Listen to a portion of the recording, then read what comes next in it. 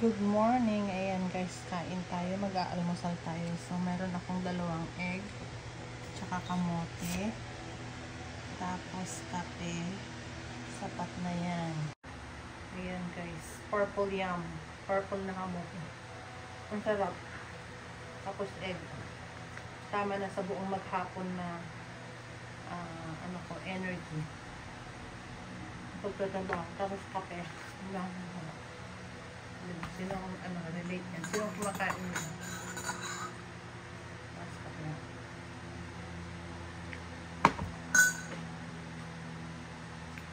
Harap na.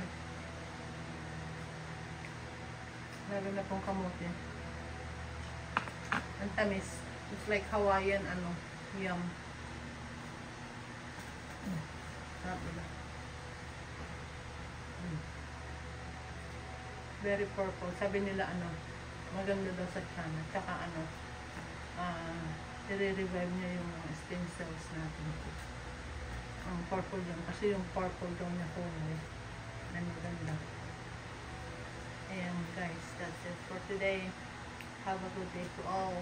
Please subscribe my channel. Thank you.